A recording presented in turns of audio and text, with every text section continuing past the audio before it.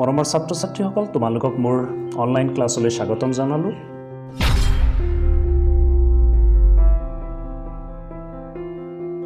High school শিক্ষান্ত পৰীক্ষাৰ 1998 চনৰ পৰা 2020 চনলৈ নেৰেশ্যন চেঞ্জ কৰিব দিয়া সেন্টেন্সবোৰ আমি আলোচনা কৰিম। আজিৰ পাঠত পাৰ্ট 1 ইয়াত 1998 চনৰ পৰা 2008 চনলৈ যিবোৰ সেন্টেন্স নেৰেশ্যন চেঞ্জ কৰিব দিছিল সেইবোৰ আলোচনা কৰিম। হাইস্কুল শিক্ষান্ত পৰীক্ষাৰ প্ৰশ্নকাকতৰ প্ৰশ্নবোৰ আলোচনা আৰম্ভ কৰাৰ আগতে আমি নেৰেশ্যন সম্পৰ্কে কিছু কথা জানি লোৱা। নেৰেশ্যন দুই প্ৰকাৰৰ, ডাইৰেক্ট নেৰেশ্যন, ইনডাইৰেক্ট নেৰেশ্যন, যাক ডাইৰেক্ট স্পীচ, ইনডাইৰেক্ট স্পীচ বুলিও কোৱা হয়। ইয়াতে ডাইৰেক্ট নেৰেশ্যন এটা এক্সাম্পল হিচাপে লৈছোঁ। Munni said, I do not know' this boy. এই ডাইৰেক্ট নেৰেশ্যনটোৰ দুটা পাৰ্ট আছে। এটা পাৰ্ট হ'ল ৰিপৰ্টিং ক্লজ আৰু এটা reported clause. Reporting clause, reported clause সম্পৰ্কে তোমালোকে ইতিমধ্যে জানিব পাৰিছা। ডাইৰেক্ট স্পীচৰ পৰা ইনডাইৰেক্ট স্পীচলৈ চেঞ্জ কৰোঁতে Munni said that she did not know' that boy. যিহেতু ৰিপৰ্টিং ক্লজটো পাষ্ট টেন্স ফৰ্মত আছে, সেইকাৰণে ৰিপৰ্টেড ক্লজৰ টেন্স ফৰ্মেশ্যনটো চেঞ্জ হ'ব। আৰু এটা কথা তোমালোকে ইতিমধ্যে জানিব পাৰিছা, ডাইৰেক্টৰ পৰা ইনডাইৰেক্টলৈ চেঞ্জ কৰোঁতে নাইবা ইনডাইৰেক্টৰ পৰা ডাইৰেক্ট স্পীচলৈ চেঞ্জ কৰোঁতে কিছু বাক্যবিলাকৰ কিছু শব্দ, কিছু ফৰ্মেশ্যন চেঞ্জ হয়, প্ৰনাউনখিনিৰ চেঞ্জ হয়, টাইম ৱৰ্ড চেঞ্জ হয়। আৰু ৰিপৰ্টিং ক্লজৰ টেন্সৰ ফৰ্ম অনুসৰি ৰিপৰ্টেড ক্লজৰ টেন্সৰ ফৰ্ম চেঞ্জ হয়। এই সেন্টেন্সটোত তোমালোকে দেখা পাইছা, Munni said that she did not know' that boy. I do not know' this boy change হৈ টেন্সৰ ফৰ্মেশ্যন প্ৰেজেণ্ট ইনডিফিনিট টেন্সৰ পৰা পাষ্ট ইনডিফিনিট টেন্সলৈকে চেঞ্জ হৈছে। She did not know' that boy. ছাত্ৰ ছাত্ৰীসকল, আহা হাইস্কুল শিক্ষান্ত পৰীক্ষাৰ প্ৰশ্নবোৰ আমি আলোচনা কৰোঁ। 1998 চনৰ হাইস্কুল শিক্ষান্ত পৰীক্ষাৰ প্ৰশ্নবোৰ। Arun said I do not know' this boy. Indirect কৰিবলৈ হ'লে Arun said that he did not know' that boy. খুব সুন্দৰভাৱে ইয়াৰ আগত যিটো উদাহৰণ আৰু এই সেন্টেন্সটোৰ লগত সম্পূৰ্ণ মিল আছে। অৰুণ ছেইড ডেট কনজাংশ্যন হিচাপে ব্যৱহাৰ কৰা হৈছে, যিহেতু আই ডু নট ন' দিছ বয় এটা assertive sentence. Assertive সেন্টেন্সৰ reported close assertive হোৱাৰ কাৰণে ইয়াতে ডেট কনজাংশ্যন ব্যৱহাৰ কৰা হৈছে। আই প্ৰনাউন চেঞ্জ হৈ হি হিচাপে ব্যৱহাৰ কৰা হৈছে। He did not know' that boy. So' second স্পীচটো আছিল, I asked the boy if he had answered all the questions. ছাত্ৰ ছাত্ৰীসকল, এইটো ইনডাইৰেক্ট স্পীচত দিছে, আমি ডাইৰেক্ট স্পীচলৈ চেঞ্জ কৰিব লাগিব। আই আস্কড দ্য বয়, ইয়াত ৰিপৰ্টিং ক্লজটো হ'ব I said to the boy. If he had answered all the questions, if বা ৱেডাৰ কনজাংশ্যন হিচাপে যদি ইনডাইৰেক্ট স্পীচত থাকে, তেতিয়াহ'লে ৰিপৰ্টিং ক্লজ যিটো এইটো ইণ্ট্ৰগেটিভ সেন্টেন্স হ'ব। চ' ইণ্ট্ৰগেটিভ সেন্টেন্স হ'বলৈ হ'লে did he answer all the questions. যিহেতু if he had answered all the questions past perfect টেন্সত আছে, ক্লজটো পাষ্ট ইনডিফিনিট টেন্সত হ'ব, যাৰ বাবে did he answer all the questions. নাইবা এইটো আৰু অন্য প্ৰকাৰেও আমি নেৰেশ্যন কৰিব পাৰোঁ। I said to the boy has he answered all the questions. I said to the boy reporting ক্লজৰ পাষ্ট টেন্স হোৱাৰ লগে লগে ৰিপৰ্টেড ক্লজৰ টেন্স ফৰ্মেশ্যন চেঞ্জ হয়। প্ৰেজেণ্ট ইনডিফিনিট হ'লে পাষ্ট ইনডিফিনিট হ'ব। ত' এই সেন্টেন্সটো if he had answered all the questions ইনডাইৰেক্টৰ পৰা ডাইৰেক্ট স্পীচলৈ আমি পৰিৱৰ্তন কৰোঁতে দুই ধৰণে কৰিব পাৰোঁ। Did he answer all the questions নাইবা has he answered all the questions. এই ডাইৰেক্ট স্পীচ দুটা আমি ইনডাইৰেক্ট কৰিবলৈ গ'লে I asked the boy if he had answered all the question হিচাপেই পাম চ' দুই ধৰণে আমি কৰিব পাৰোঁ দুই ধৰণে আমি ডাইৰেক্ট স্পীচলৈ কনভাৰ্ট কৰিব পাৰোঁ এইটো সুন্দৰকৈ দিয়া হৈছে হাইস্কুল শিক্ষান্ত পৰীক্ষা 1999 চনৰ প্ৰশ্নবোৰ আছিল I met some money yesterday Anil said so' এইবাৰ এই চেণ্টেন্সটোত ৰিপৰ্টিং ক্লজটো শেষৰ ফালে দিছে ৰিপৰ্টেড ক্লজটো প্ৰথমৰ ফালে দিছে I met some money past indefinite টেন্সত আছে reporting clause Anil said past টেন্সত থকাৰ কাৰণে ৰিপৰ্টেড ক্লজৰ টেন্স ফৰ্মেশ্যন চেঞ্জ হৈ he had met some money yesterday time phrase যিটো আছে এইটো চেঞ্জ হৈ দ্য প্ৰিভিয়াছ ডে হিচাপে ব্যৱহাৰ হ'ব Anil said that he had met some money the previous day next Raju told me that he would meet me the next day indirect স্পীচটো ডাইৰেক্টলৈ change কৰিলে Raju said to me told me said to me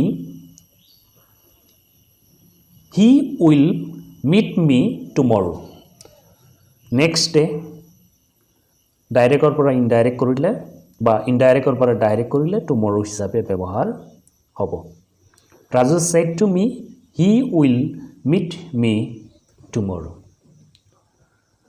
high school শিক্ষান্ত পৰীক্ষাৰ 2000 চনৰ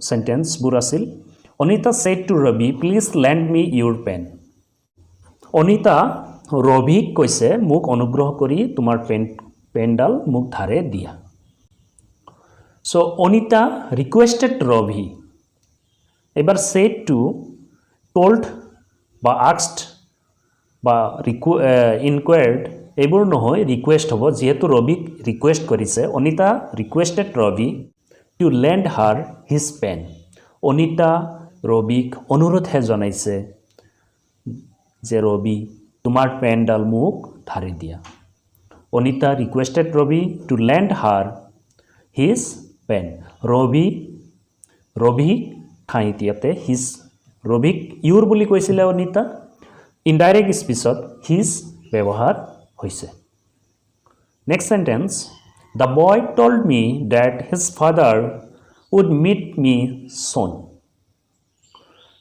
Eta indirect speech, ami direct speech loi change koribo lagibo. The boy said to me, my father will meet you soon. Khub সহজ sentence. My father will meet you soon. SSLC exam 2001. He said to me, lend me your book for today. তেওঁ মোক কৈছে মোক তোমাৰ কিতাপটো ধাৰে দিয়া আজিৰ কাৰণে সো ইনডাইৰেক্ট স্পীচলৈ চেঞ্জ কৰোঁতে he told me to lend him my book for that day today that day he told me to lend him my book for that day. Ram asked me if I had a car. Reported close to interrogative hobo. Karon if ba whether conjunction hisabe jodi ব্যবহার করা হইছে তেতিয়া হলে reported close to নিশ্চয় interrogative sentence hobo. Ram said to me asked me change hoy hobo said to me মোক কৈছিল if I had a car so if I had a car past indefinite tense ত আছে present indefinite to hobo do you have a car etu hobo direct speech Ram said to me do you have a car He said to me, you will be tired before you arrive. He told me that I would be tired before I arrived. You বুলি তেওঁ মোক কৈছিলে you বুলি মই কওঁতে কিন্তু I বুলিয়ে কম I would be future indefinite আছে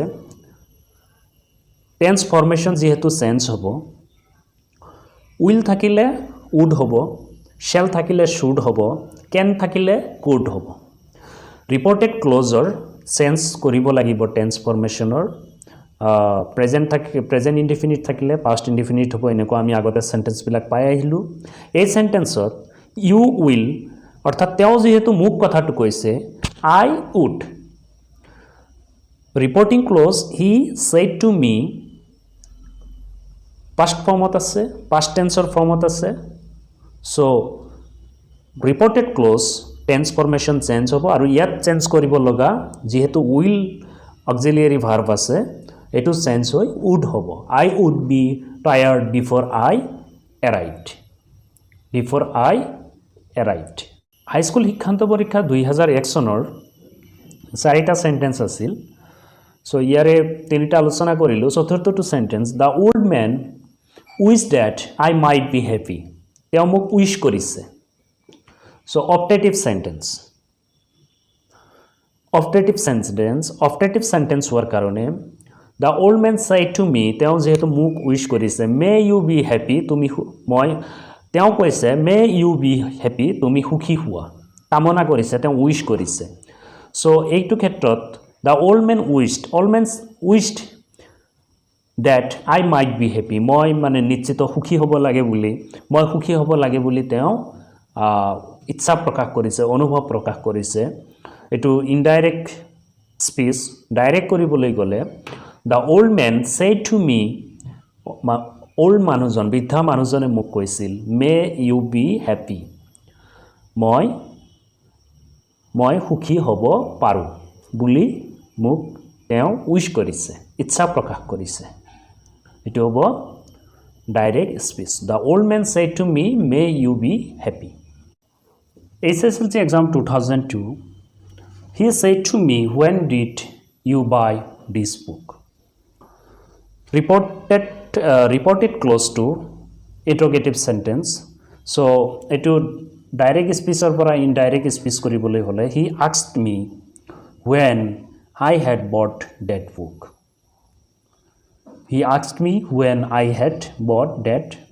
if ba whether conjunction yate ব্যবহাৰ হোৱা নাই ইয়াতে যেহেতু when শব্দটো আছে when why how how এইবোৰ conjunction হিচাপে আমি ব্যৱহাৰ কৰিব পাৰো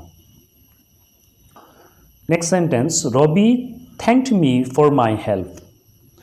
Robbie said to me, thank you for your help. খুব সহজ বাক্য Robbie thanked me for my help. Robbie said to me, thank you for your help. I said, I bought it yesterday.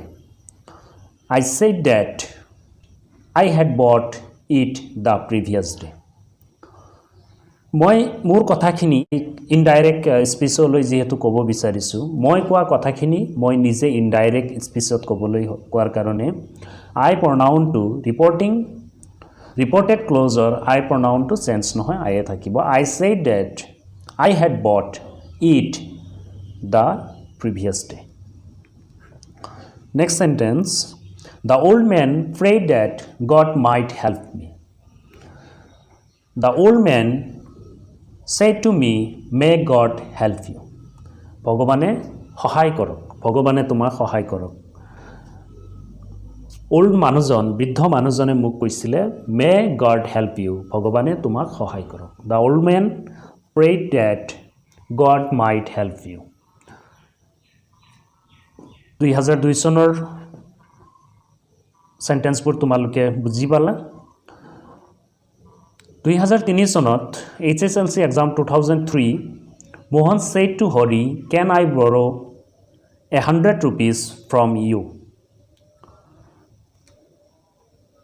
এই direct স্পীচটোৰ reported clause can I borrow 100 rupees from you এটা interrogative sentence আৰু এটো can শব্দৰে আৰম্ভ হৈছে can auxiliary ভাৰ্বেৰে আৰম্ভ হৈছে So, interrogative sentence হলে আমি ৰিপোৰ্টিং ক্লজৰ ভাৰ্ব said ইয়াতে চেঞ্জ কৰি asked ব্যৱহাৰ কৰি Mohan asked Hari if he could borrow 100 rupees from him আগৰ সেন্টেন্স এটাত মই ইতিমধ্যে আলোচনা কৰিছিলোঁ will ফৰ্ম টেন্সৰ ফৰ্ম চেঞ্জ হৈ would হয় shall should can could হিচাপে ব্যৱহাৰ হ'ব Mohan asked Hari if he could borrow 100 rupees from him SSLC exam 2003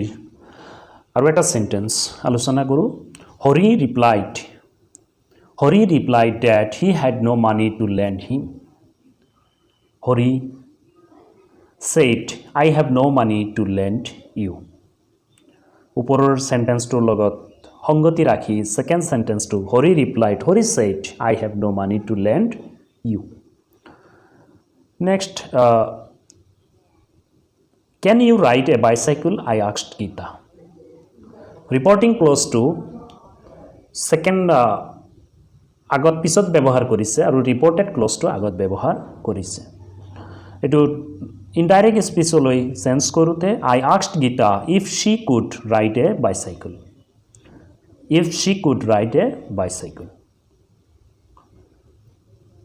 The teacher said the earth is round the teacher said that the earth is round universal truth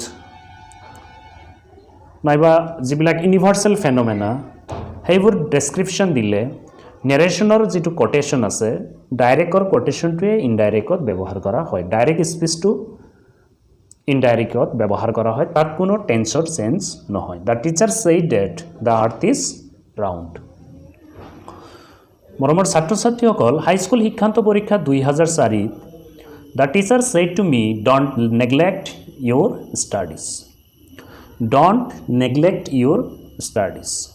So, to advise this teacher, imperative sentence reported close to imperative hoar karone the teacher advised me not to neglect my studies. The teacher advised me not to neglect my studies. Don't neglect your studies reported close to imperative sentence hoar karone reporting ক্লজৰ ভাৰ্বৰ যেটো form আছে change হৈ saidৰ ঠাইত এডভাইসড ব্যৱহাৰ কৰা হৈছে The headmaster asked me who I was The headmaster asked me who I was ইয়াতে who কনজাংশন ব্যৱহাৰ কৰা হৈছে সো আমি ইনডাইৰেক্ট স্পীচটো পৰা নিশ্চিত যে reported close to interrogative sentence hobo the headmaster said to me who are you the headmaster said to me who are you the doctor said to her can you buy the medicines indirect speech about the doctor asked her if she could bought the medicines moromor satro satri hokol reported close interrogative sentence হোৱাৰ কাৰণে reporting closer verb form or change হৈ saidৰ ঠাইত asked ব্যৱহাৰ হ'ব the doctor asked her if she could bought the medicines next sentence he told his wife that he might be late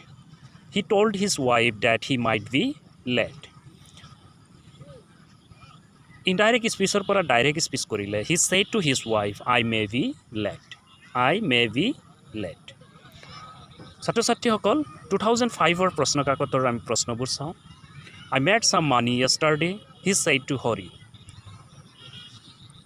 এই direct স্পীচটো reporting ক্লজটো শেষৰ ফালে দিয়া হৈছে আৰু প্ৰথমৰ ফালে ৰিপৰ্টেড ক্লজখিনি দিয়া আছে আমি ইনডাইৰেক্ট স্পীচ কৰোঁতে he told Hori that he had made some money the previous day ছাত্ৰ ছাত্ৰীসকল he said to Hori reporting closure verb form past tense of thakar karone I made some money yesterday reported closure verb form change hobo tense form change hoi I made some money yesterday thait he had made some money the previous day hobo Mohan said that he goes for a walk every morning. ছাত্ৰ ছাত্ৰীসকল Mohan said that he goes for a walk every morning. এটা indirect স্পীচৰ পৰা আমি direct স্পীচলৈ পৰিৱৰ্তন কৰিম Mohan said he goes for a walk every morning যিটো reported close আছে এইটো মোহনে নিজৰ কথাকে কৈছে আৰু ইয়াতে টেন্সৰ কোনো ধৰণৰ পৰিৱৰ্তন নহয় এইটো কাৰণে নহয় এই সেন্টেন্সটো এটা হেবিচুৱেল একশ্যন বুজাইছে I go for a walk every morning. So direct speech to hobo Mohan said I go for a walk every morning. Next 2006 the boy said sir please explain the poem once again. মৰমৰ ছাত্ৰ ছাত্ৰীসকল ল'ৰাজনে শিক্ষকক অনুৰোধ কৰিছে the boy requested his teacher humbly to explain the poem once again. Next sentence 2 the teacher said that he would do that the next day. So in indirect speech so dia say to ami direct speech loi change koribo lagibo direct speech korile hobo the teacher said I shall do this tomorrow. He would do that the next day ase I shall do this tomorrow hobo reported close to he would do that the next day time I shall do this tomorrow hobo. Next 2007 he said to them goodbye my friends. He said to them goodbye my friends. মৰমৰ ছাত্ৰ ছাত্ৰীসকল এই সেন্টেন্সটো তেওঁৰ বন্ধুসকলক বিদায় জনাইছে He bade his friends goodbye. I said to her do you want my help? I said to her do you want my help? Do you want my help? Interrogative sentence. So interrogative sentence হোৱাৰ কাৰণে reporting closure I said to her change হৈ I asked her hope. I asked her if she wanted my help. Do you want my help? Etu change হৈ if she wanted my help. 2008 the teacher said honesty is the best policy. মৰমৰ ছাত্ৰ ছাত্ৰীসকল honesty is the best policy the reporting close to এটা প্ৰবাদ বাক্য অৰ্থাৎ এই প্ৰভাৱ বা ইউনিভাৰ্চেল ট্ৰুথ নাইবা হেবিচুৱেল একশ্যন বুজোৱা চেণ্টেন্সবিলাক ইনডাইৰেক্ট স্পীচৰ পৰা ডাইৰেক্ট কৰোঁতে নাইবা ডাইৰেক্টৰ পৰা ইনডাইৰেক্ট স্পীচলৈ পৰিৱৰ্তন কৰোঁতে কোনো ধৰণৰ টেন্সৰ ফৰ্মৰ কোনো ধৰণৰ পৰিৱৰ্তন নহয় The teacher said that honesty is the best policy. Second sentence to Anita said I do not know the boy. So Anita said that she did not know the boy. I do not know the boy present indefinite tense যেহেতু reporting clause Anita said past form ত আছে এই কাৰণে reported closure tense formation change হয় she did not know the boy হ'ব মৰমৰ ছাত্ৰ ছাত্ৰীসকল আজিৰ পাঠৰ আলোচনা তোমালোকৰ কেনে লাগিল নিশ্চয় কমেন্ট কৰি জনাবা মোৰ ভিডিঅটো ভাল লাগিলে তোমালোকে লাইক কৰি অন্যান্য বন্ধুসকললৈ শ্বেয়াৰ কৰিবা লগতে মোৰ ইউটিউব চেনেল যিসকল ছাত্ৰ ছাত্ৰীয়ে ছাবস্ক্ৰাইব কৰা নাই মোৰ চেনেল ষ্টাডি উইথ উহাব ছাবস্ক্ৰাইব কৰিবা তোমালোকৰ সকলোৰে মংগল কামনা কৰি তোমালোকৰ কুশল কামনা কৰি আজিৰ পাঠ ইয়াতে সামৰিলোঁ Thank you so much. Thank you for watching the video. Have a good day.